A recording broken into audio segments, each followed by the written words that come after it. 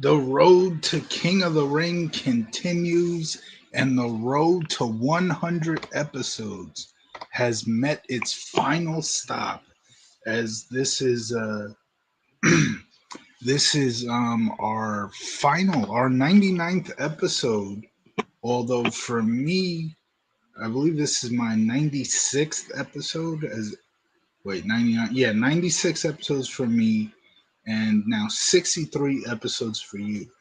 This series has is about to reach 100 episodes, but none of the three of us, obviously Christian isn't here, but none of the three of us have been on 100 episodes. I'm the one who's closest. My 100th episode will be the 102nd show, but you and Christian are nowhere close. But anyway, Tro, how you doing? I am doing good. I know you don't give a shit, but the women's hockey team today, Yeah, led so by Sarah Nurse, Sarah Nurse won is in Canadian. overtime. Sarah Not Nurse Sarah is Nurse, the Canadian. other girl. Yeah, I was about to say there's no way Sarah Nurse was on the U.S. team. She's Canadian. She scores an own goal. That's how we win. No, they get the gold medal in overtime, which is pretty cool. Hmm. So last And night, congratulations to your Chicago Bears no longer being Chicago. yeah, well, it's not official yet, but it's getting really close to happening. Indiana And once that is happens, seeming like it's going to be a legitimate thing. I will not be calling them the Indiana Bears. I'll be calling them whatever town name they're in, Bears, You mean you won't be calling as you them like to the call Chicago? the East. You mean you won't be calling them the Chicago Bears? You'll be calling them the Indiana Well, Bears. they'd be changing their names to Indiana Bears, probably. I don't think they will. I mean, the Giants don't call themselves the New Jersey Giants. Yeah, but that's right there. That's it. New Jersey and New York are basically it's literally over the bridge. Yeah. But I mean, you're trying to compare it to the Jet Giant thing. So what you would be, I'm you saying wouldn't that be because you're saying because you always say the yeah. New Jersey Jets and Giants, Well, they are the New Jersey Jets and Giants, which that would and they'll make the be the Bears Indiana Bears. the Indiana Bears. Yeah, but they're But they still going won't to be be the called Indiana Bears. They'll Chicago. be whatever town they're I know. playing in Bears. No, they're still going to be the Chicago Bears. I highly doubt they're going to Mm, change It's their gonna be like their the name. it's gonna be like when the Utah Mammoth came into existence. Totally new franchise. Yeah, they're not a new Expansion. franchise.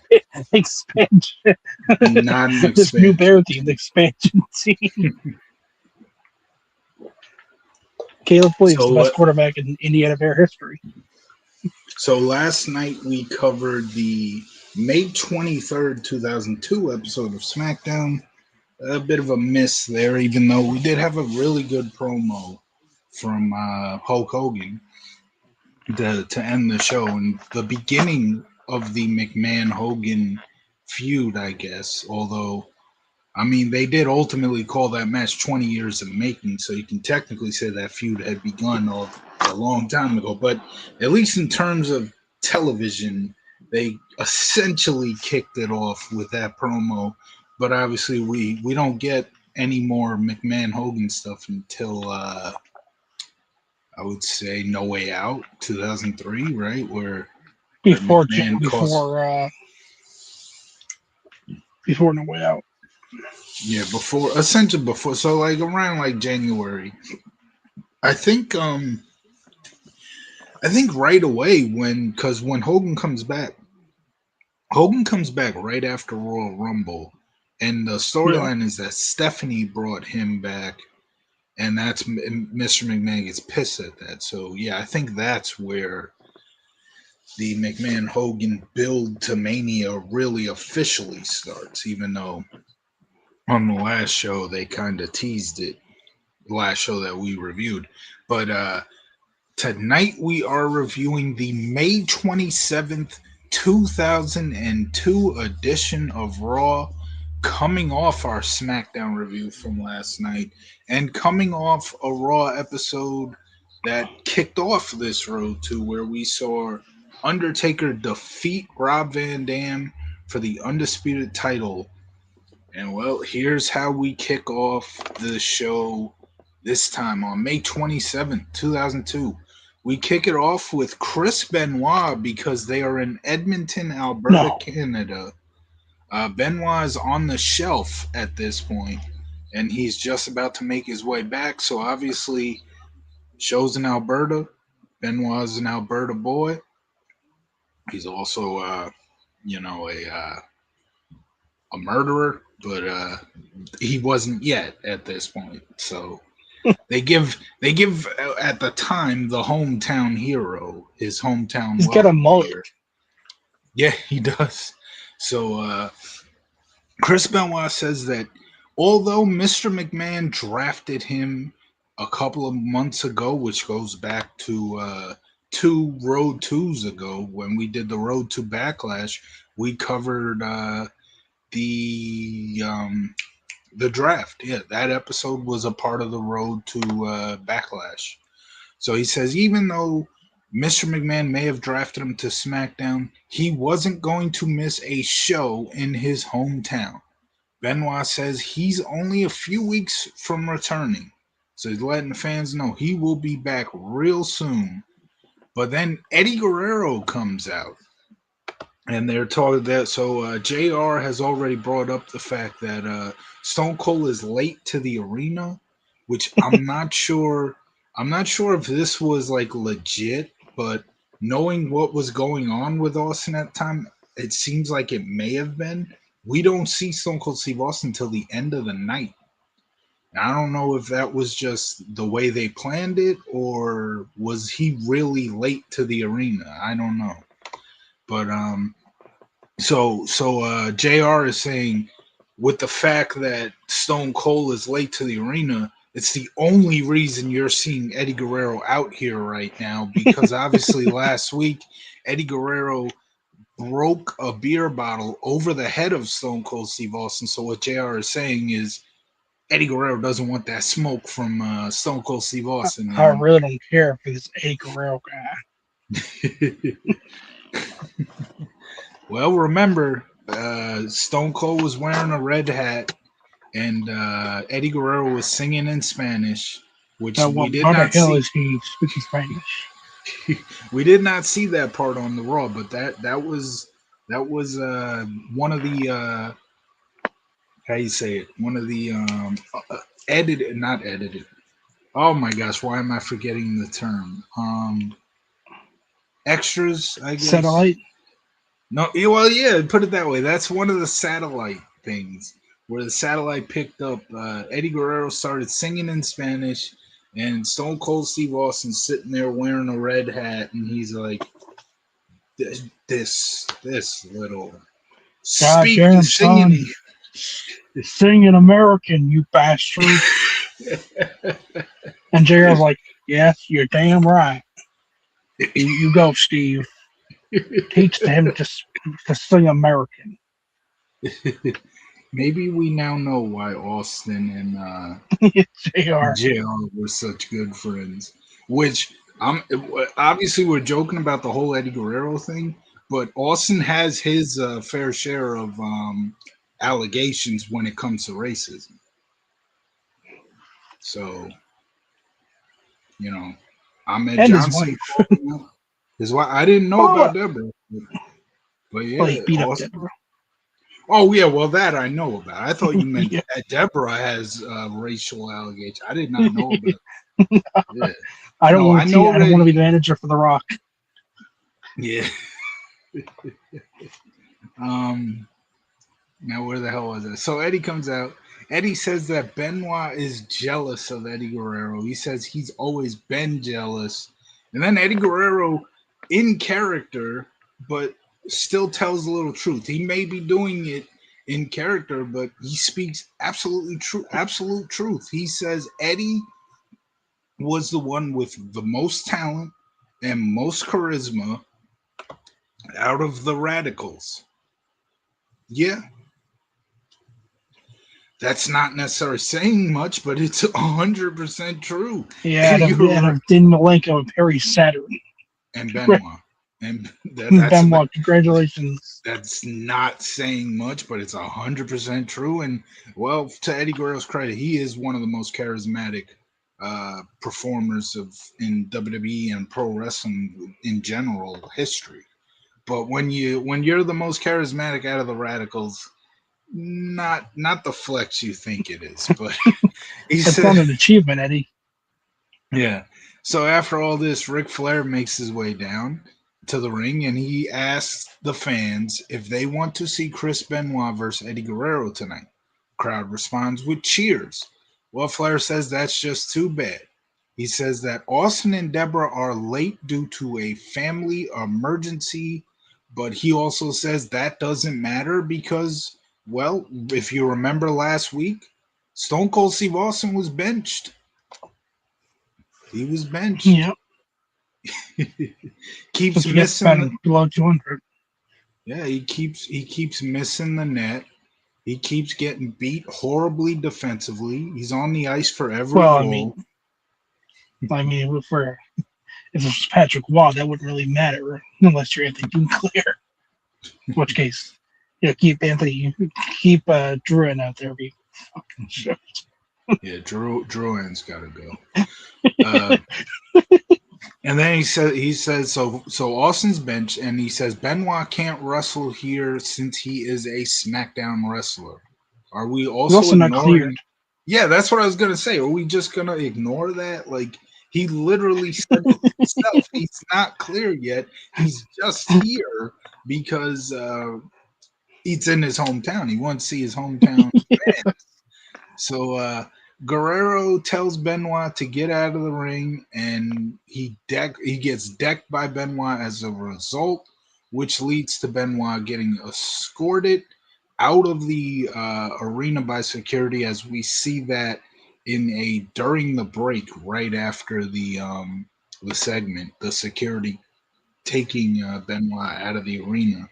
So an okay segment to kick off the show. Um, yeah, it is building up to how we end the show, so I do give it that.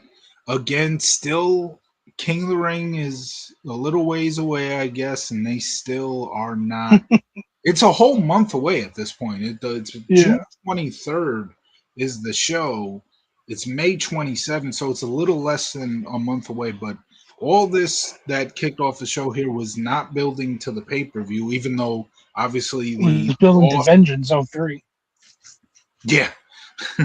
the Austin stuff being involved, where Flair comes out and mentions, that's part of building the Austin Eddie match that we ultimately never get, but they were planning. And at this point, it seems like it's the only match they really have planned outside of Jamie Noble versus Hurricane. That's the real reason why Vince McMahon was so pissed off. He's like, God damn it, pal. It's the only match I have booked for the show. Well, Why the fuck are you leaving? Well, like I said, he's also got Jamie Noble versus Hurricane. They're building it, even though Jamie Noble hasn't even been on TV yet. We're going to main event the show with Jamie Noble versus the Hurricane. And the King of the Ring tournament. No? Well, yeah, the King of the Ring tournament. Right. Well, we know those matches, obviously, but we don't know who's facing who yet, obviously. They haven't even started the preliminary matches, I guess you would say. Yeah, that too. So a decent segment to kick off the show. It's leading up to what happens at the very end of the show. So I will say that was all right. But Tro, what do you think of our opening segment here? I thought it was fun. It's nice to see Mullet Benoit. But also kind of creepy knowing how close Eddie and Benoit were either at this time or would become, given what's going to happen. Well, at this time they were. They had been. Yeah. At this time they had been close for a very long time. Yes, but at some point Eddie gives Benoit a Bible that changes Benoit's life. So like I mentioned, we get the during the break, which shows Benoit being kicked out of the arena, and then we kick off match wise with Trish Stratus and Spike Dudley taking on Molly Holly and William Regal. And this was kind of a really quick match. Trish wins with a backslide off on Molly, and after the match, William Regal goes and gets his brass knucks, gives them to Molly Holly, and Molly blindsides Trish from behind with the brass knucks, knocking Trish out. Again, in terms of the match, not much to say. It was a really quick match. Just Trish getting a victory over Molly, I guess, and that technically that actually is another match that they are building. I will say that that is a match that happens on the pay per view. But yeah, so, what are your thoughts on this tag match here? It's just quick, just a quick match. Really nothing to Yeah. write home about. So now we have a moments ago where they show that Molly hitting Trish with the brass knucks, and then we go to a Steven Richards interview with Terry, where Terry mentions to Steven Richards that Jazz has been injured lately and she's not been around. She's obviously not here tonight. So Terry asked for an update. And Steven Richards says that Jazz is recovering nicely. And then he adds, Jazz is very cute and cuddly.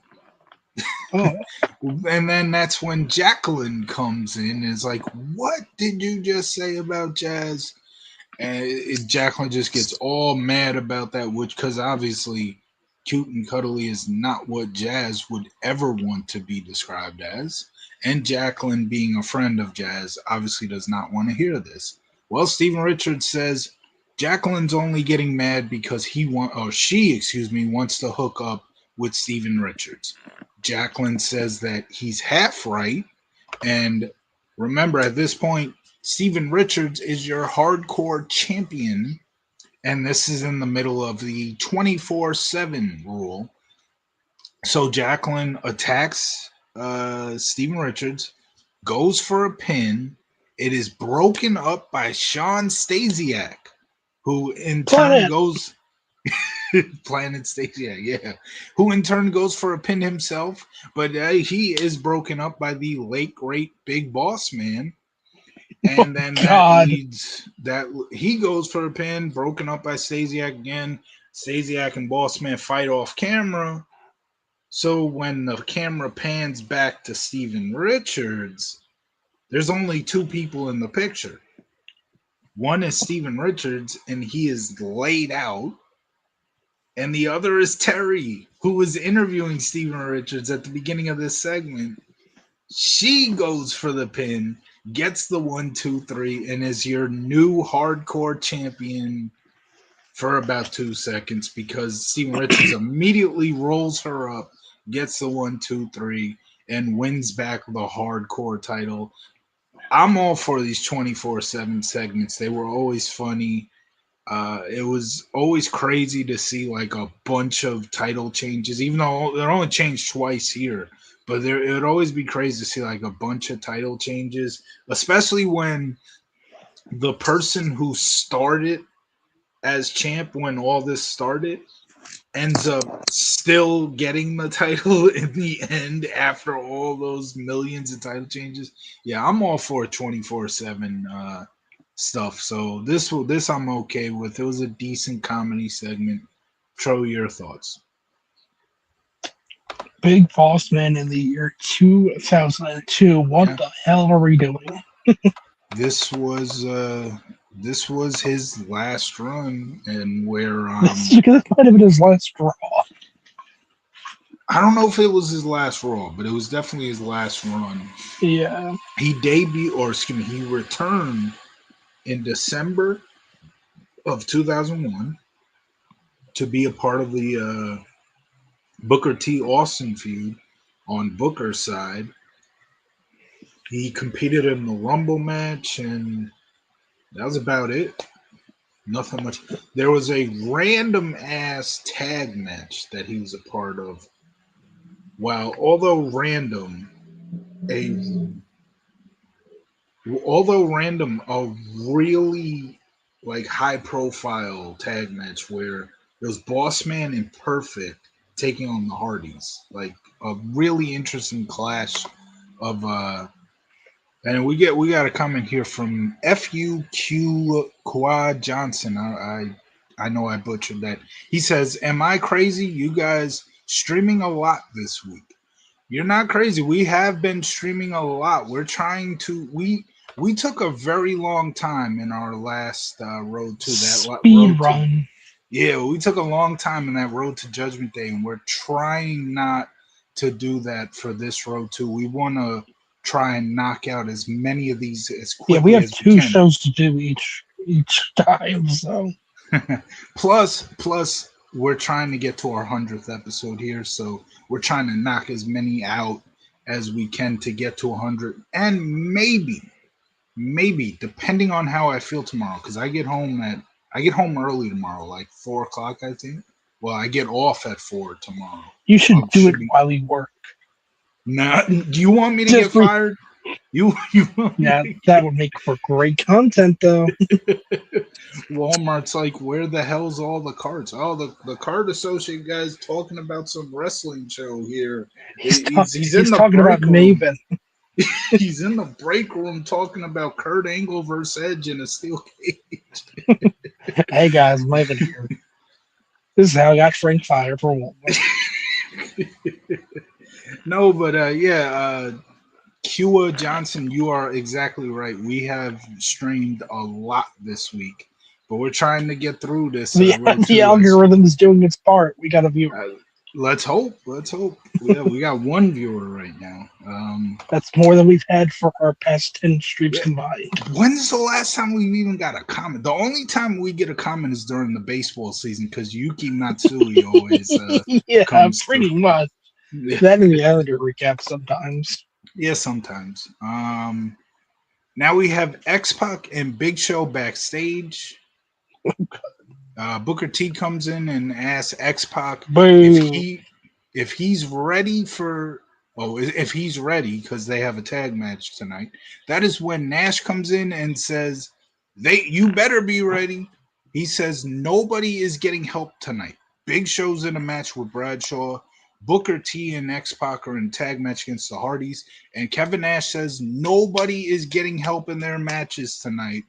If you lose, you're out of the NWO and you're gonna get your ass whooped. So essentially, the opposite of getting jumped in on in a game. If you lose, you're getting jumped out.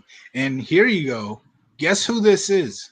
You want to Troy? You want to take a guess on who this is who made this comment? Boo. Hey guys, Maven here.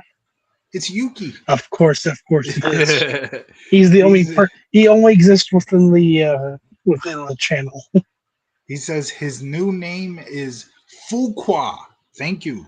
He, Thank you. he's like Joe. He's like Joe Hendry. You say his name and he appears. Fuqua Johnson is Yuki Matsu. We have seen Yuki under many different channel names, if you will. When we do our Mets preview next month, he'll be under a different name too. Yeah. So Nash says if you lose, you're out of the NWO and you're gonna get your ass whooped. So if Booker and X Pac lose to the Hardys, they are both out of the NWO. If Big Show loses to Bradshaw, he's out of the NWO. And if both of those happen, I don't know what Kevin Nash would do at that point because he'd essentially be alone. Well, maybe he's got gold dust. Maybe he's got gold dust if he wants it. Goldust wants to be. So Booker T then looks at Kevin Nash and says he's not happy about the NWO music. It's not his style. And Nash says, well, if you win tonight, then we'll talk. He says, win tonight, then we'll talk about that.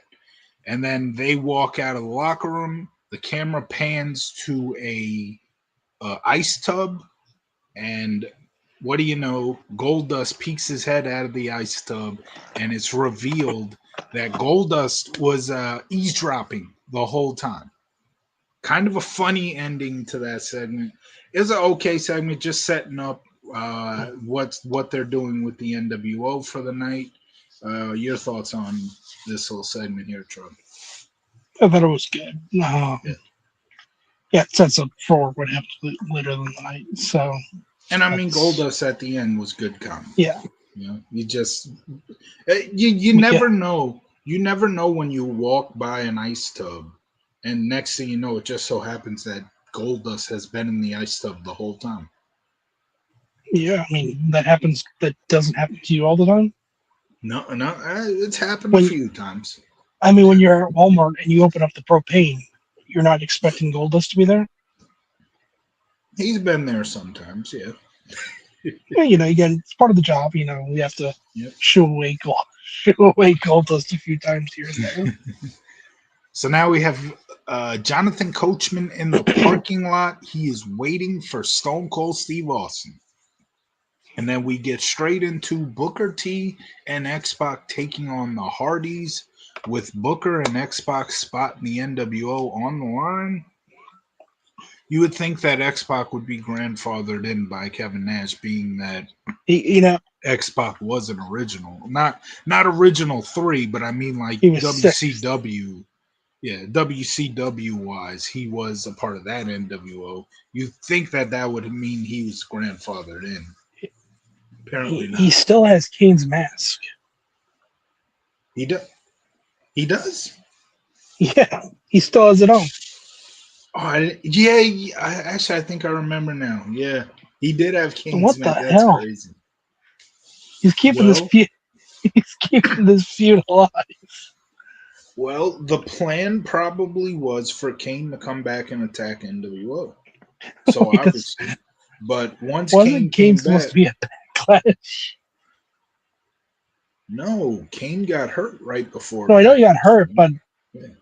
I thought we had like a running joke that Kane was returning every week, something like that. No, I remember we had some type of reoccurring joke about that. I forgot what it was. It's been so long. I'm sure it was funny. The running joke was Bradshaw said he's down, but he's not out. Right. And it turns out he's gone for like, what, 5 months? He's down, but he's not out, and he's gone for like 5 months. Don't worry, Kane's down. He's still, but he's not out. It's 27. He's back, guys. Don't you worry. Down, but not out.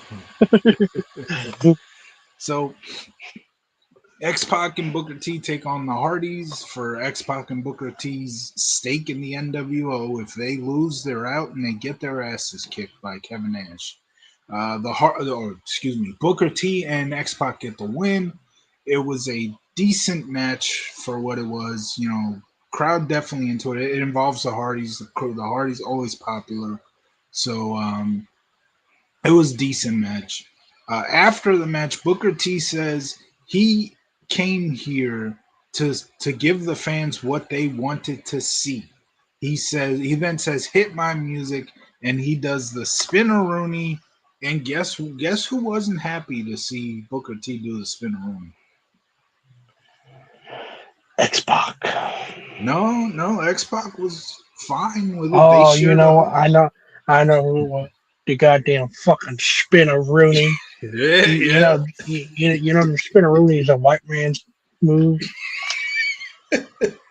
I hate the spin-a-rooney, or whatever, however you say it. Fuck you, Booker T. They shouldn't let you in the NWO. So Booker T Booker T says he's here to give the fans what they came to see, the spin-a-rooney, and JR is like, "Oh, that's what they were here to see. I thought they were here to see Stone Cold Steve Austin. I thought they were here to see the ladder match, which by the way, they were here to see all the white wrestlers, not this." Which that we have not brought that up yet, but the main event of the show is Eddie Guerrero versus RVD in an Intercontinental title match.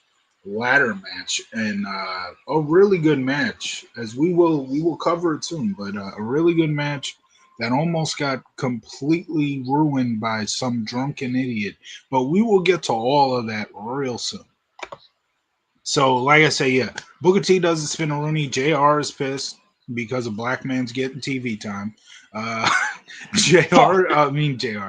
Booker T and X Pac hug, and that's the end of the JR. segment. Yeah, all right. That ain't happening. Now we have Paul Heyman walking through the halls, and he walks up to the training room. Remember, Trish Stratus just got brass knuckles to the back from Molly Holly, so Trish Stratus is in the training room. Tony Garea comes out of the training room door just as Paul Heyman gets there. Heyman asks Tony Garea how Trish is doing.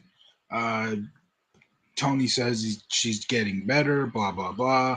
I think Heyman was like, "Hey, you're looking good." As Tony Garea is walking away, he's like, "You're looking good. Muscles look great, or whatever." So now, obviously, Garea walks away. So now, doesn't look good for Trish, right? Paul Heyman. The only thing between him and Trish is that door. And as you saw, Tony Garea opened it. He had no problem opening it, so the door's not locked. So Yeah. Heyman opens the door, and who do you think the first person he sees is?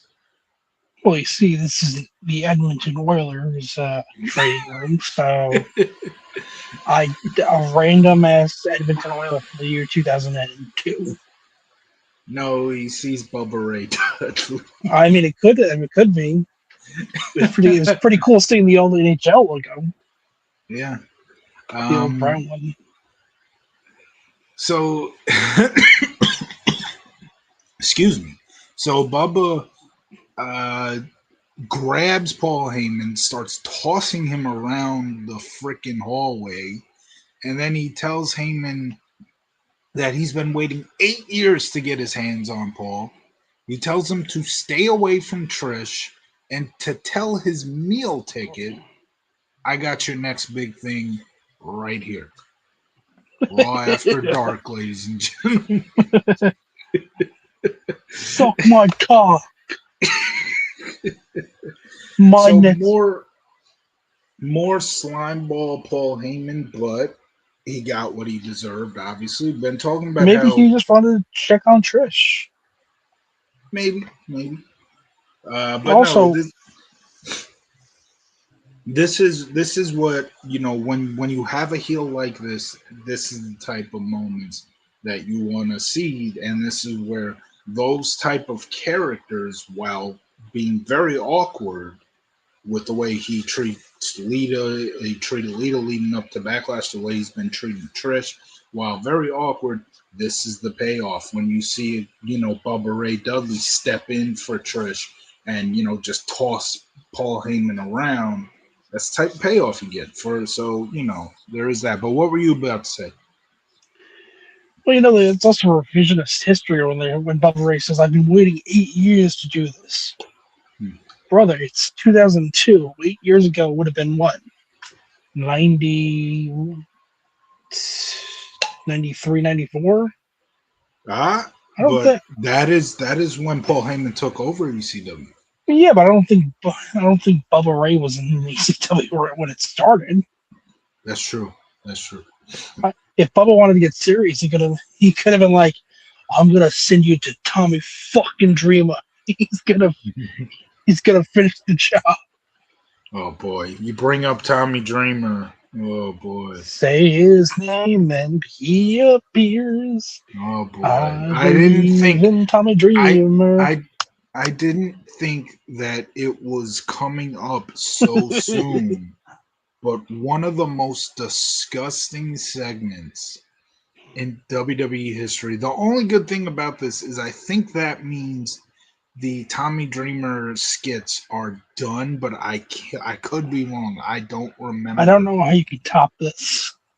Yeah, it's crazy, but this is so we get to our next segment here. That was the end of Bubba and Heyman for the Bubba. time being. For the time being. Yeah. So now we have Tommy Dreamer in the ring. And he says he wants to clear up some Yeah. misconceptions. And before he even gets to doing that, he gets distracted by a fan who is sitting in the front row eating a hot dog. It's very fair. Tommy Dreamer gets out of the ring, is about to grab the hot dog while he obviously jumps the guardrail to go to the fan. He's about to grab the hot dog when the hot dog falls to the ground. Tommy Dreamer then mistakenly steps on the hot dog. And trust me, this is not why this is the most disgusting segment in WWE history. It gets absolutely You're worse. telling me Edmonton floors aren't clean? He could. Wayne Gretzky sweated on that floor. By the way, something mentioned JR, and I know we've been dogging on JR. This was not his fault because he doesn't have a time machine. But JR said early when Benoit at the beginning of the show came out, said that Chris Benoit is bigger in Edmonton than Wayne Gretzky, which is it is a wild statement to make in 2002, but with hindsight, an even more wild statement. And again, I don't know who the hell this Wayne Gretzky is. I'm more of a Brian Trottier kind of guy. Trottier. Yeah. I'll say him out the fuck I want, Frank. Canadian. So the hot dog is on the ground. Tommy Dreamer just stepped on it. He picks it up, offers to give it back to the fan, which that's the least he could do. I mean, it's the guy's hot dog. Buy him a hot dog. Yeah, that's true. He could have did that. But the fan obviously says, no, thank you. I don't want it no more.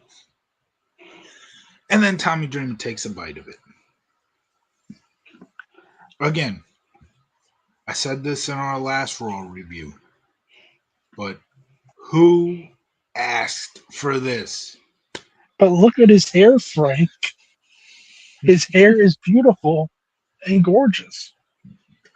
So Tommy Dreamer takes a bite of a hot dog that was on the floor and he stepped on.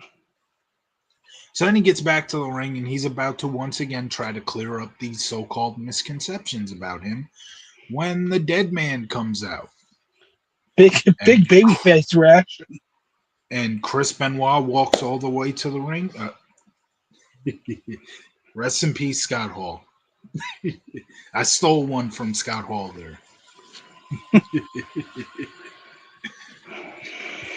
But no, Undertaker walks to the ring. Taker says that Dreamer is on Undertaker's time right now. Remember, even though Dreamer's not kicking the show off here, Undertaker being the champion all of a sudden hates when people go to the ring. He's pretty okay. He was pretty okay with Benoit. Yeah, he was. He didn't say that. Benoit kicked off the show, so. But I guess this is at this point, Undertaker just has moments where he's like, "Who does this guy think he is coming to the ring when I'm the champ?" I like to think that he respects Benoit at least somewhat. At least in 2002. Hopefully not anymore. But oh God, could you imagine? Oh boy, you can respect his in-ring work, but everything else, not so much. So yeah, Undertaker says that Dreamer is on Undertaker's time and he needs to hit the bricks. Dreamer says, just having a little bit of fun, which Undertaker ain't hearing none of it. He tells him to leave again, hit the bricks. Dreamer starts to leave before Undertaker stops him.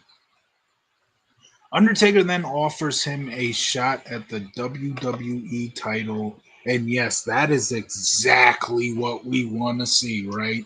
A main event, Undertaker versus King of the Ring, Tommy baby. Let's Dreamer. Go.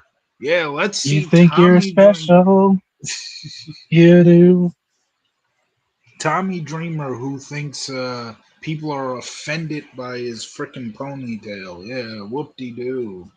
No way. We've been dogging on JR. Well, let's not forget about Tommy Dreamer.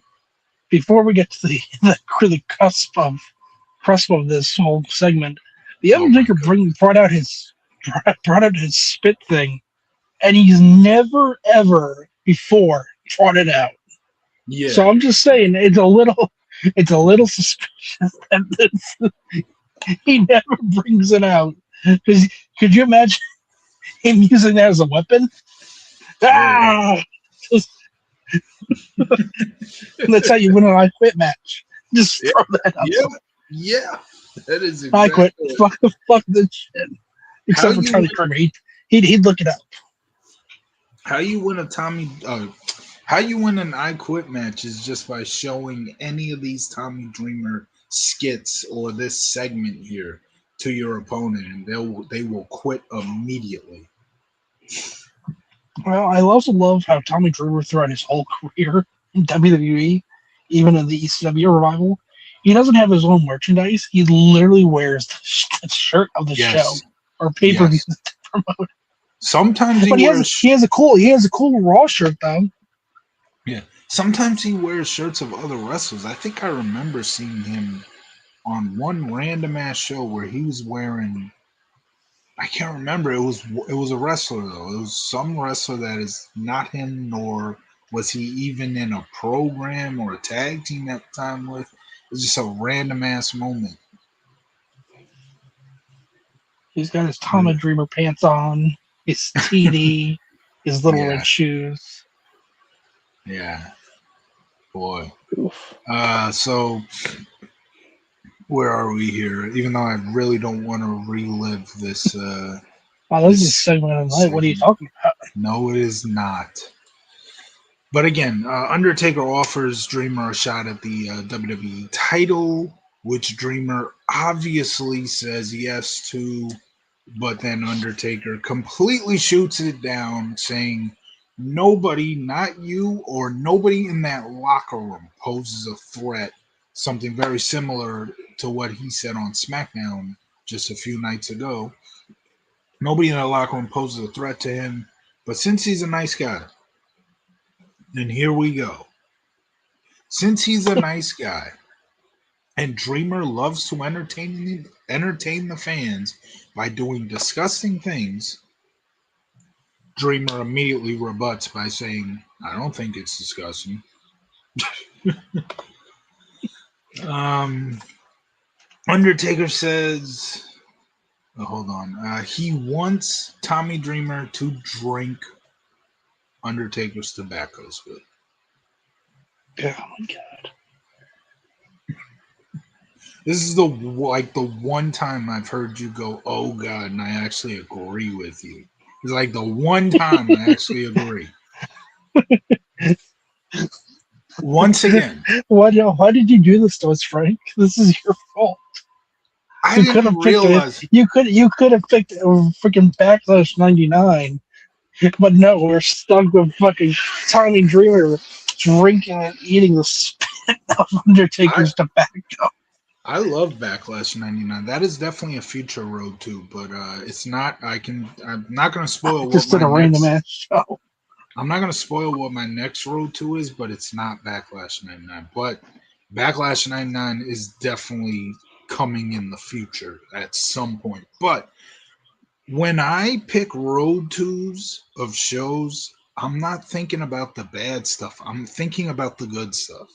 So I had no idea that the Tommy Dreamer skits, the day in the life of Tommy Dreamer, were even around at this point, were even happening at this point. But You realized it last Raw though. yeah. But It it's I'm clicked. still happy with my pick. I love King of the Ring '02. I love the shows around this time. Although at the beginning here we're really slow to building up the show, but it will get better soon. Building up the pay per view, excuse me. So Undertaker again tells Tommy Dreamer to drink Undertaker's tobacco spit. Dreamer is very hesitant. For once, all of a sudden, it's almost He like throws the line at this. Tommy Dreamer's turning babyface here. He doesn't want to gross us out anymore. He's like, no, that's gross. And Undertaker then says either Tommy Dreamer drinks the spit or he'll be taking the rest of his meals through a tube. So Dreamer obviously is like, all right, I'll do it. Reluctantly, I'll do it. He takes the cup from Undertaker. He's about to drink it. Oh boy. I can't remember if he actually took a sip or he was about to. Oh, he took But a sip. He definitely he took a took sip. Okay, so he took one sip and Undertaker's like, "No, hold on. Hold on." Takes the cup and you're like, "Oh, well, thank God. We don't got to see this anymore." No, Undertaker's like, that went too far. Let me make it a little sweet, a little more sweet for you. And he just spits out this huge ball of tobacco into the cup, gives it to Tommy Dreamer. Dreamer drinks it, literally all of it. Oh, I'm trying even over here. Don't worry, we'll be done with this real soon. Essentially, that's the end of the disgusting stuff from this segment. That is a shoot dry. That is a shoot dry. Please. I heard it. It really was. It really was. My goodness. Oh boy. So You killing Dreamer, me, Frank. You fucking. Is this over the fucking Grandma Edna shit? so Dreamer then says, "Hey, that was pretty good." Like, are you serious? So he's thanking Undertaker, and then Undertaker's like, "This son of a," he just boom decks him, and he starts beating the hell out of Dreamer to the point that they go to the outside. Undertaker grabs a chair, puts it on Dreamer's neck, and then slams him into the post. And mercifully, one of the worst segments, That's the one of the worst segment most we've had on the show. On any of our road disgusting, twos. one of the most disgusting segments that not only have we ever reviewed on any of the shows that we've reviewed on this channel, but just Nothing can top that. in WWE history. It is mercifully over, done with, and we never have to review it again, thankfully. And the worst part is, he can't even say it's like not his actual spit because we Oh my fucking see him gosh. spit into the cup. You can't Yeah. say like, oh, it's actually Dr. Pepper. It's colored water. He spits into it. So at the very least, he's still drinking Undertaker's spit. It was horrible. It was absolutely horrible. Brock Lesnar's face in the next segment is my face. Just how pissed off and intense he was. Who was this for? Who was this for? Why did Undertaker? It's never going to be brought up on Michelle McCool's podcast starring the Undertaker sometimes. But I'd love for Tommy Dreamer to go on and Michelle McCool ask, "So Tommy, why did you drink my husband's tobacco spit?" And Undertaker is like, "I have some more if you want." Oh my gosh, no. I've been fermenting this since 2002. So I've heard something about that where Undertaker's no longer doing the podcast with his old co-host. He just kicked his co-host. He doesn't have his own. Yeah, he buried him 6 feet under. No pun intended. But now, like, this guy has the YouTube channel rights, and like he's using it for his own content now. That's what I've heard. Yeah, because it's channel. Yeah. It's like it'd be like if CJ kicked us out of this channel. It's like it's his channel. He has the right to do it. Yeah. So, but no, now Undertaker does it with Michelle McCool, who it's a horrible show because she interrupts him and he can't really let loose because he's with his wife. Oh, so he can't be like the segment's not over. This is not discussing, but just one final thing I forgot to mention. After Undertaker slams him into the post with the chair, he says, "Now that's disgusting. Now the segment's over. That's how we end the segment." He's like, "Now that was disgusting." What the fuck was Vince McMahon smoking at this time? Who the hell wrote this? Whose idea?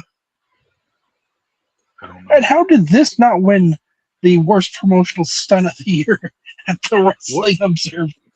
what one worst one? I don't I know the award. I've seen it before, but I don't know the. I know some of it by heart. Like '01 is Stephanie's, 9/11 thing. 9/11. Um, '03 is one of the worst picks for that Well, in award your ever. opinion, In my opinion, yeah, the McMahon's all over the McMahon's all over the show, which is what made the shows very entertaining. I'm gonna have to look up and see what 2002. This should probably wasn't even some of WWE. maybe not because I'm pretty you sure know everyone what tried to block this out. it might have been the midget in a trash can segment in TNA. I really don't know, but I'm trying to Maybe, think. maybe, but it's also 2002, midgets are That still is one to 2002. make fun of. Yeah, I'm about to look it up right This now. this is before people started to realize that little people are people. Yeah. Um, let's see. Wrestler of the Definitely, year, definitely worst promotion. So we're looking for worst promotions. Now, let me see. worst Faction of the promotional year. stunt, or whatever you call it. They started doing faction of the year in 2021. That's interesting. Well, yeah, they got to give something to AEW every year. Hmm. Well, it wasn't. Dark Order. Oh, yes, it was. Uh, WWE has only won it twice. Judgment Day in 23 and Bloodline in 24. Oh no, no, That's bizarre. actually, the WWE has won it more than AEW. Bloodline won it in 22, Judgment Day in That's fair. 23, and Bloodline in That's good. 24. Inner Yeah, I Circle can't say 24. 24 sucked. Inner Circle won the first year, and Don Callis family won this past year. Yeah, that's a joke. What was this feud of the year? Okay, come on, where's worst? It's an active award, right? They still give that out, right? Yeah, it's called the WWE. It's called anything that's ever on WWE ever award. They just Oh, gave it to I Brock know. Lesnar. I know the running gag. It's they always pick AEW shit for the good awards. Most improved, Well, yeah, Brock Lesnar just won it because WWE just won because they had Brock Lesnar on the show. indie wrestler of the year, inspirational. Come on, where's worst Tony Khan, Tony promotion? Khan, Tony Khan. um, what? What the hell? Come on. Best at You, drinking Undertaker spit, Tommy Dreamer.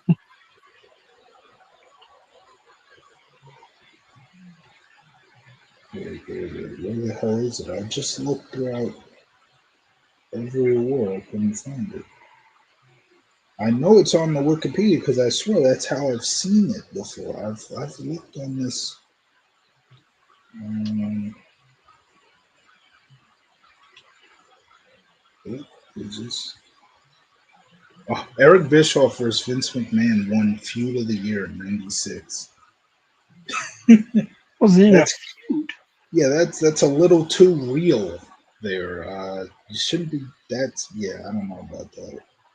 Um, so, what the hell is worst promotional tactic?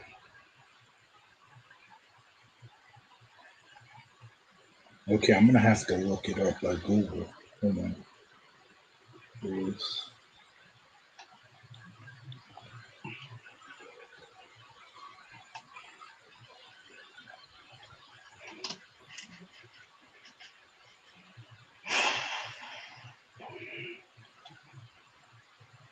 Let's see.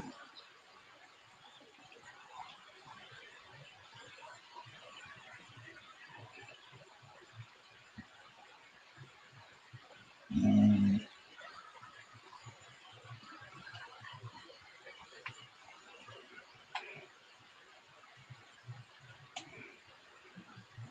where is it?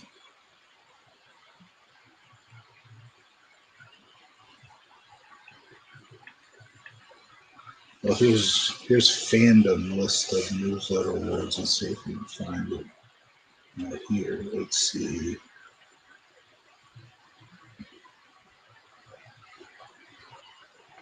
Most outstanding. I'm gonna find this soon, hopefully, because there's a lot of dead air coming right now for no reason whatsoever. Because we're both on the screen here, but hopefully here's promotion of the year. Well, this is only going up to Dead air. this only goes up to 2021, but that doesn't matter because we're just looking for 02.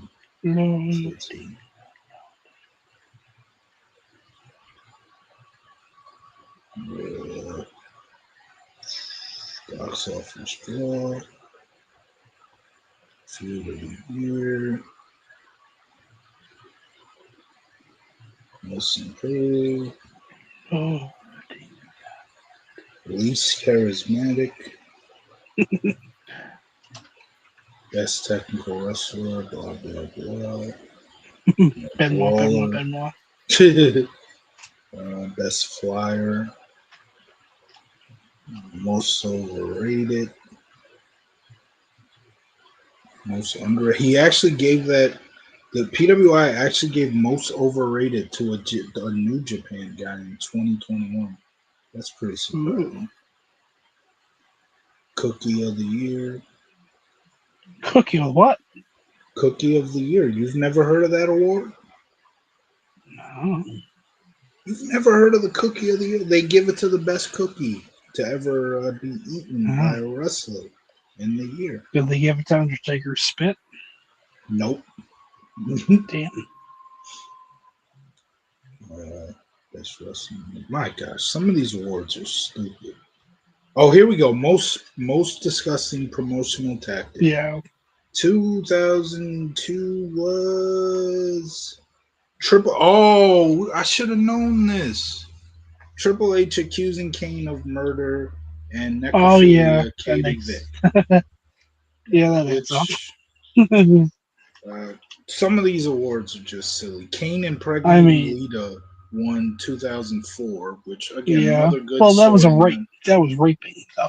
Well, yeah, from that standpoint, yeah, obviously I get that, but again, it's a television show. Like seriously. Yeah, but what else? What else are we gonna pick? I don't think TNA 2004 was doing much. I agree with 05, but 05 is kind of like, what can you do? Because how did they know it was going to happen? Terrace Angle on the day of London bombings. Yeah. Well, they could have, taken undid the show. They could have taken the segment out of the show overall instead of airing it in some places. Exploiting the death of Eddie was 06. I do remember that being 06. I remember 07 is Pac-Man Jones, having him on TV after the incident he had. Wait, that's what got it in 07? Yeah. That doesn't make any sense.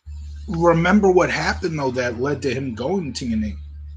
He was suspended for the whole year because in the NFL. For those who don't know, he's an actual NFL player, but he was suspended due to a bar fight that had like guns were involved. So, that's why that's the worst promotional tactic. Let's go up a little. Hold on. But how does that win? Not anything with Benoit or Vince blowing himself up. Yeah.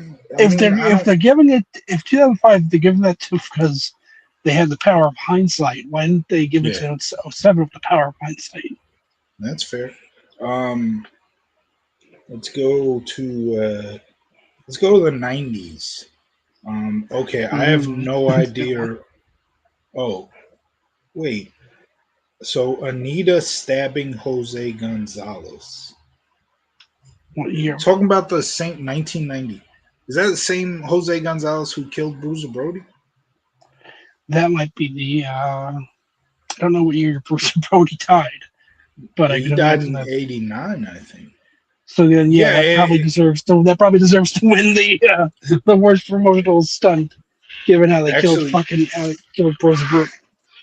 Jose Gonzalez's baby face push was '89's worst promotional Oh tactic yeah, for obvious reasons. But '91 was exploiting the Persian Gulf War, Sergeant Slaughter. yeah, '92 was fair. pushing Eric Watts, which is crazy. Like how do just be completely disrespectful to Eric Watts? Like pushing him is Fuck the that. worst thing. Fuck that I guy.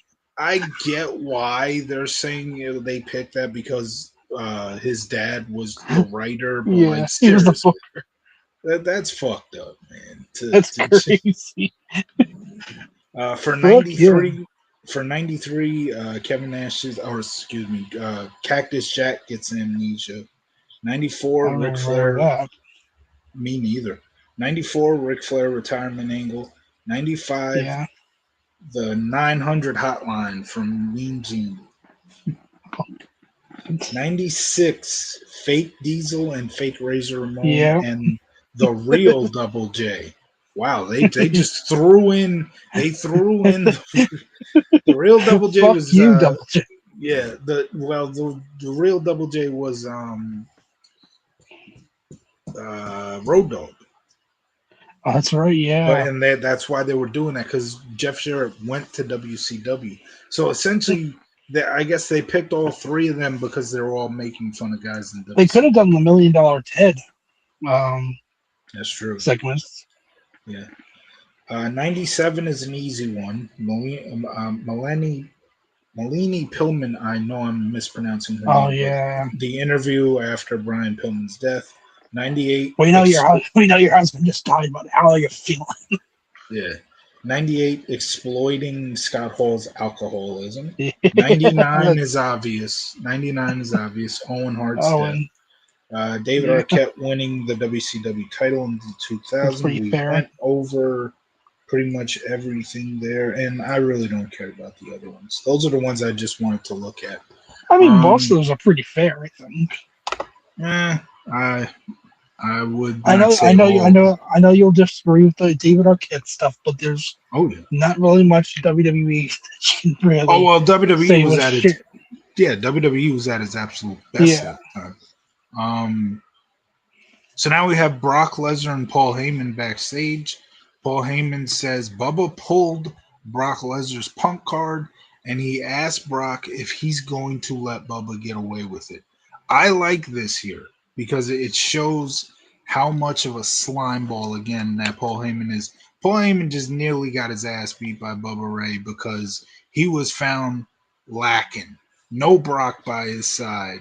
And now he is using Brock Lesnar. He's hyping Brock up to hope that he can get under Brock's skin by saying, Bubba pulled your punk card so get under his skin so hard that he's going to destroy Bubba Ray. So I thought that was a good segment. What did you think about that? I thought it was good. It was a good way to get Brock pissed off. Even Yeah, though I don't think it really would take much to get Brock pissed off right. at this point. So And now we have a surprisingly good match. I honestly thought that this would be, Brock just completely destroyed Bubba Ray and we move on. But this was a really good back and forth match. Brock Lesnar versus Bubba Ray. It's the second best match on the night, in my opinion. And obviously, Brock wins in the end. Paul Heyman grabs Bubba Ray's foot when Bubba Ray was running the ropes. Brock gets him up for the F5, pins him 1, 2, 3 right then and there. Again, a pretty fun match. Tro, what did you think about it?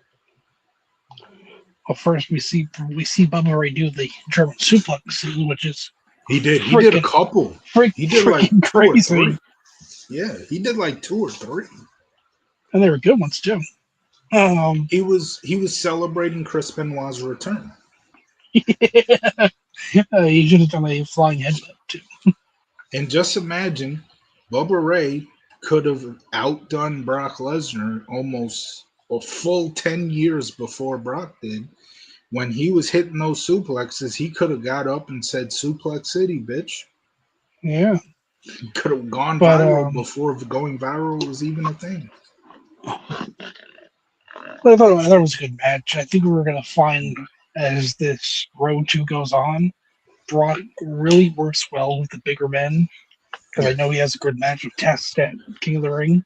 Oh yeah, that was a good one. Yeah, They kind of a subpar finals match against RVD, but he had a good he has match a with RVD at Vengeance though. yeah, but his match with Test is kind of like I think his match with Test that we see is Yeah, the first time that people are like, oh wow, he can this Brock Lesnar guy can really kind of go in the ring.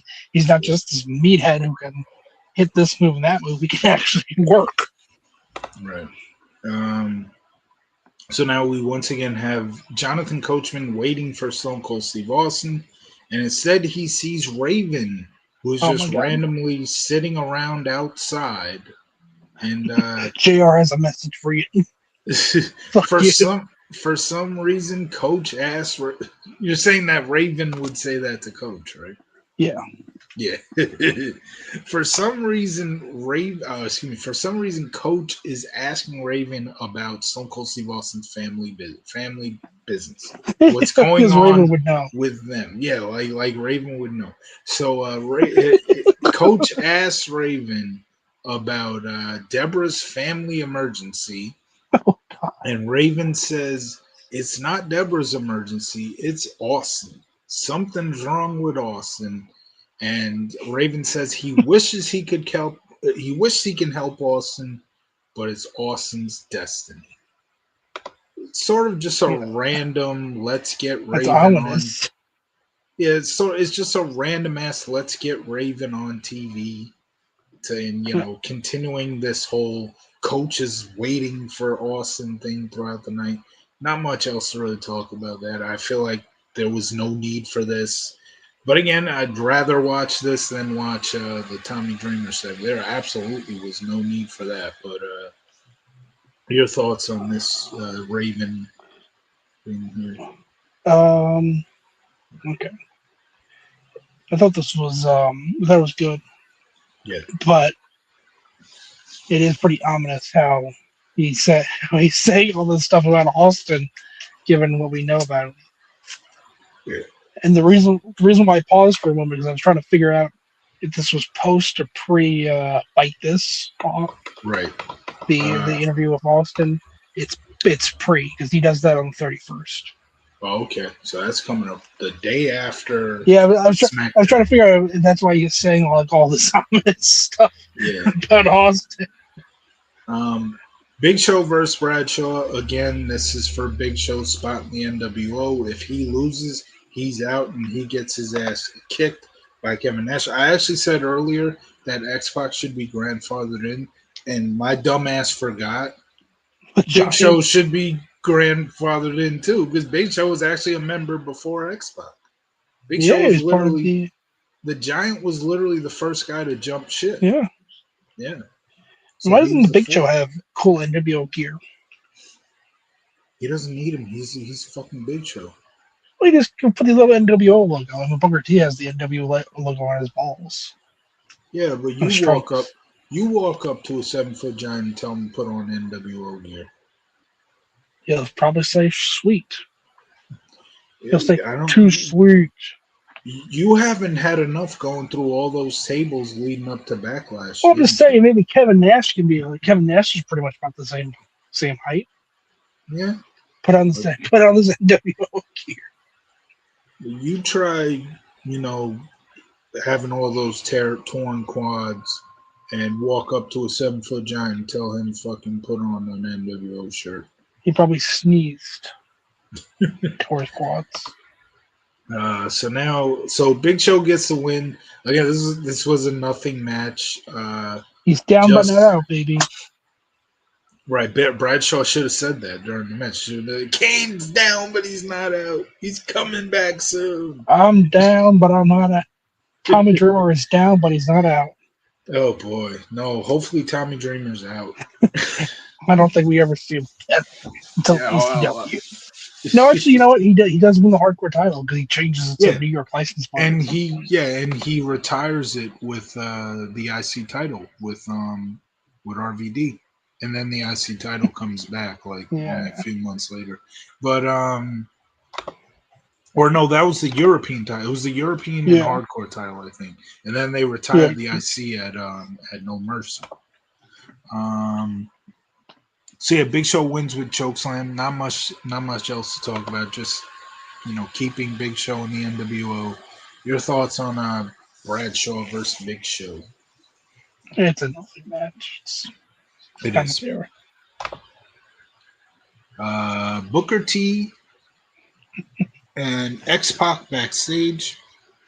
They're just celebrating their win and Big Show's win that he just got. And that is when Goldust comes into the Yeah. locker room.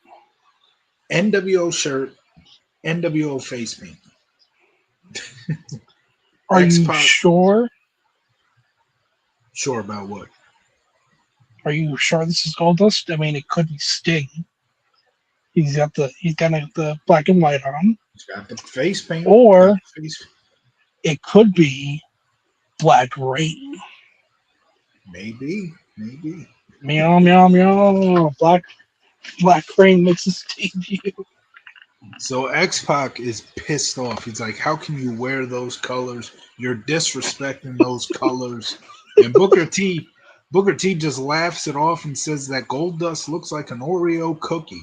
Which X Pac is like, "How can you laugh at this? He's disrespecting our colors." And then X Pac says, "I'm gonna go tell Kev."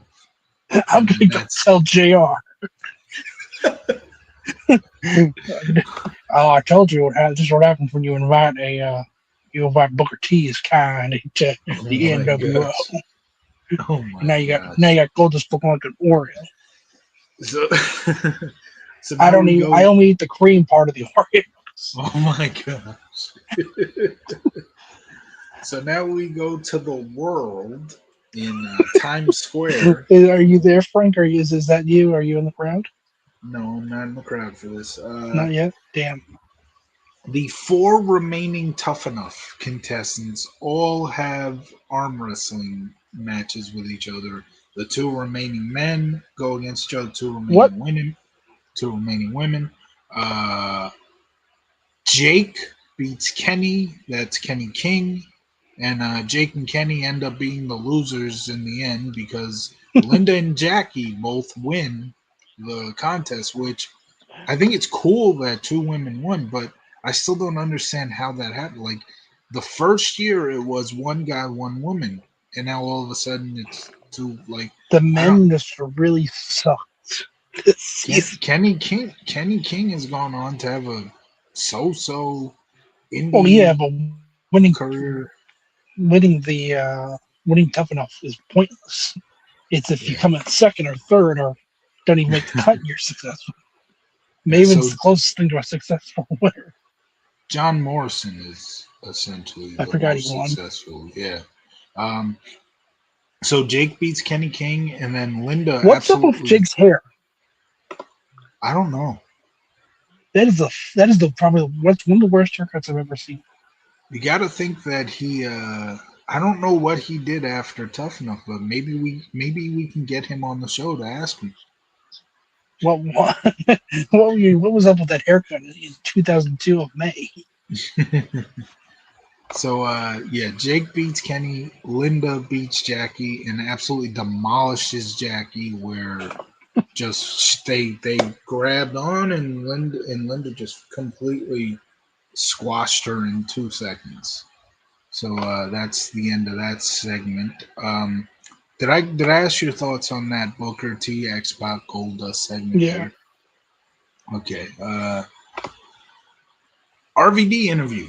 He gives congrats to Terry, who is interviewing him, for winning the hardcore title earlier tonight. And Terry's like, I don't know what came over me, and I only held it for about 14 seconds, but yeah, thank you.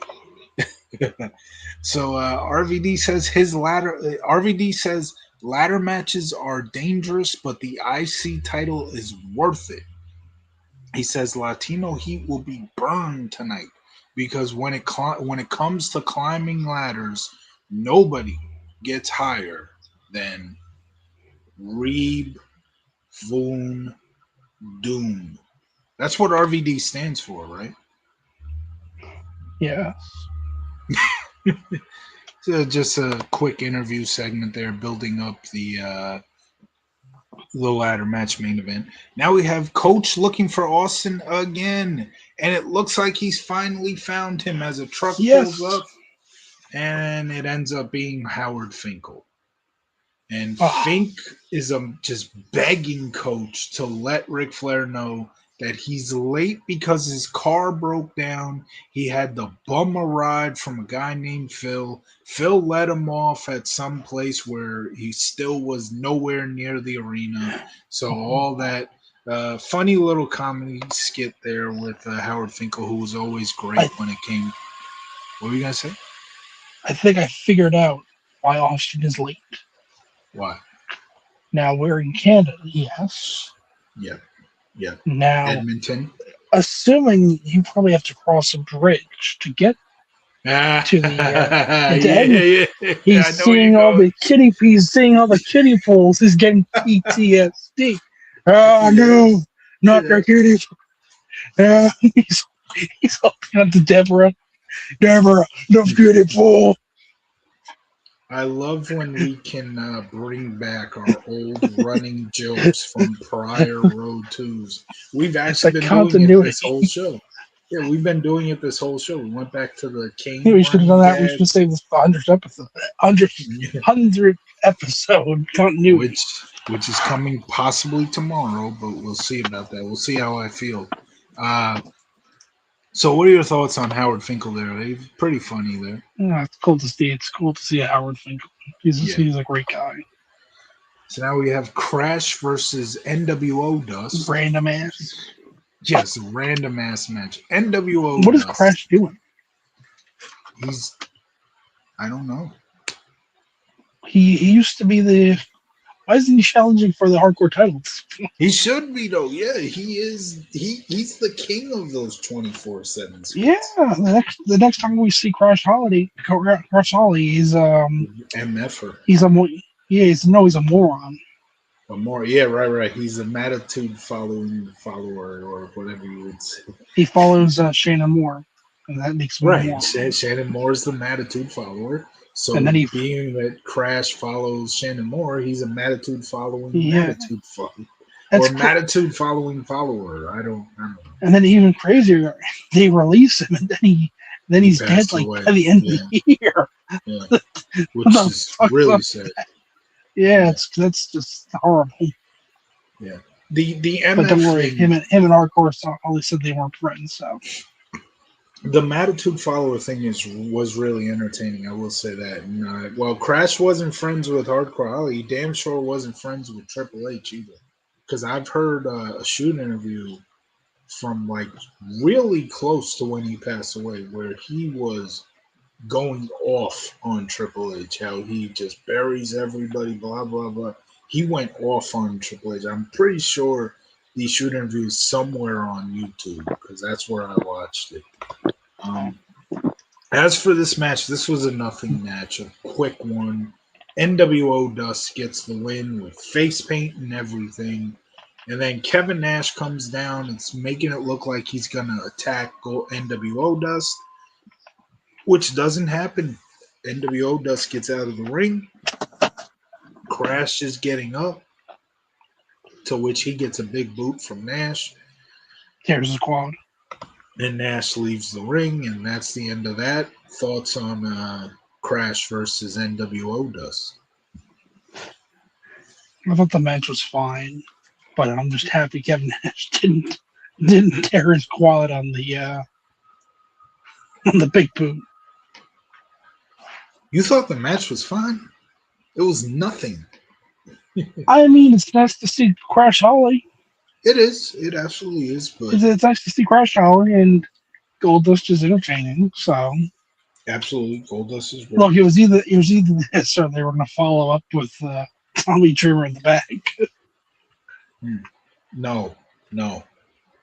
Oh, I'm No. throwing up everywhere. Drink, drink, drink. Oh my goodness.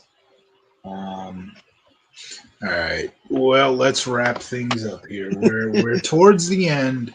Uh, Ric Flair in his office. Eddie Guerrero comes in, and he is a little worried about this ladder match. He's like, I don't know. Ladder matches are dangerous. Blah blah blah. Flair's like, don't worry, you'll be fine. And then that's when Eddie asks Ric Flair if Flair has heard about Austin. Ooh. And Flair just says he's got the welcoming committee waiting. So there we go. A little foreshadowing. Intercontinental title match. It's time for your main event Yeah. of the evening, sponsored by Molson Beer. Because when you're a Canadian wrestling fan, you drink Molson and then you do stupid things in front of a camera that you're very lucky didn't put you in jail for a long, long time. But go ahead, Troll. What were you about to say? Did you see the IC title? Yes. Did you notice that they're trying to get the F out off of it? Yeah. Yeah. It's still there. It They, stayed there for a it's little while. yeah, Wasn't it still there come SummerSlam? I think I remember that. It was still there. it was Yeah. because this title's virtual is tiny. It's a tiny little title, but yeah, I guess they didn't commission making new belts that quick that quickly.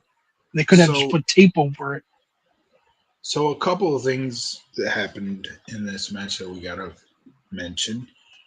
Chris Benoit comes through the crowd, and obviously he's a Raw, or excuse me, he's a SmackDown guy, so he don't belong here. So security guard immediately stops him and is like, "What are you doing here?" And Benoit's like, "Look what I got. He's got a ticket." So he's allowed to sit and watch the match from the crowd. And then at this time, back in these days, when you go Attitude Era, Monday Night Wars, up until even here in 2002, when you're starting to get ruthless aggression, you would always, every once in a while, see moments of fans jumping the guardrail and trying to get involved. And we had one of the the worst moments of that happening, where Eddie Guerrero is on top of a ladder. A fan wearing an Edmonton Oilers jersey gets in to the ring, pushes the ladder, and thank God Eddie Guerrero saw it, because he jumps off the ladder and then punches the guy. Yeah, I don't think the punch fully got the guy, because as Eddie's swinging on him, the security's obviously pulling him down and trying to get him out of the ring. But Eddie did get a little piece of him, and the guy deserved every bit of it. Because we gotta punch for him. one for one thing, if Eddie does not see the guy and he pushes the ladder like that, Eddie Guerrero could have ended up. You never know. He could have ended up falling on his head. He could have he could have really got seriously injured. And that guy probably spent the night in jail. I ain't no probably. He most likely did. But he's very lucky he didn't spend much longer in jail. So Eddie had to expose the business a little bit, but it was to keep himself healthy, obviously, because obviously the ladder pushed and Eddie immediately jumped off it. So, exposing that, obviously knows how to get off a ladder, knows how to fall off a ladder and all that shit, but he had to do it, obviously, to keep himself safe. Yeah, when I first saw this video, for a while I didn't know where it was. So Yeah. the Oilers uniform looks suspiciously like the Islanders Yeah. jerseys. It's got the I, orange and blue, I think that was and like I'm a like, third jersey that he was it wearing. might have been because I think it's Yeah, like their alternate. alternate logo. Yeah, Really cool logo too. Um, it is. Yeah. but obviously I'm like, ooh, who's number 9 for the Islanders in 2002? Yeah. What's this random Islander fan attacking me? Eddie Guerrero for. Yeah. But outside of that horrible moment where thankfully Eddie Guerrero did not get seriously injured, the match itself was really good. A great ladder match. Obviously, we would end up seeing a even better ladder match on Raw just a few months later with well, pretty much a month later at this point with Jeff Hardy and Undertaker at the very beginning of July. But this one was still really good. RVD ends up winning the title, so we get a title change here. But after the match, Eddie Guerrero attacks RVD with the ladder. RVD is obviously on top of the apron, on top of the turnbuckle, celebrating his win. Eddie Guerrero takes the ladder, slams it into RVD, and then he starts beating up on RVD. But then that's when Stone Cold's music hits. He comes out, starts stomping a mud hole into Eddie Guerrero. Flair and Anderson come down. They start getting attacked by Austin. Austin fends all three of them off, and then Chris Benoit slides in the ring, standing side by side to Austin, standing side by side with Austin until he attacks Austin. Big swerve here at the end. Didn't see it coming. Benoit turns heel, and that's how we go off the air. Again, match of the night pretty easily when it comes to the ladder match. What do you think? I thought it was a fun. I thought it was a good ladder match, and then the Yeah, post match was pretty good too. Benoit yeah, turns heel, but no real redemption yeah. because they're on different shows. Well, for now they are. Yeah, Spoiler alert: Benoit ends up going to Raw. Like right after this, I think the very next show it's announced that Benoit's on Raw. I think at least. So, match of the night, segment of the night. For me, it's the ladder match for match of the night, and the segment of the night is exactly what followed the ladder match. The very last thing that we saw before the show goes off the air. The brawl with Austin fending off all three of Eddie Guerrero and Flair and Anderson, and then Benoit with the turn. That's my segment of the night. What's your match and segment of the night? my match of the night is main event Yeah. segment. Um, I guess the opening segment was pretty good. Yeah, that's a good choice. Um, Overall, out of 10, I would go 7 out of 10. I think that you're still not doing a great job of building the pay per view up, but everything that went on with Eddie Guerrero, Benoit, all that build up to Benoit's little turn at the end was pretty good. And again, that ladder match was really good. So I give it 7 out of 10. What would you give it? I give it a 6.5 out of 10. Okay, so we're really close on that one. Yeah, A little more closer than we were for the last show because we were close, but we weren't that close when it came to the ratings on that one. I gave that SmackDown what 5 out of 5.5. You gave it like 7, I think. 7. Yeah. All right. Mm-hmm. So 99 episodes in the books. Our very next episode will be the 100th episode in this series. How cool is that? What a journey. And none of us have been here for all 100. Not yet. This will only be like your 64th episode, and this will be my 97th. So there you go. But maybe tomorrow we will see.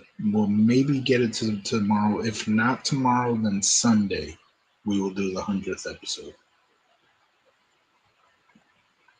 Yes, Okay. So any final thoughts on this show here? that was a very good show. Yeah, I agree.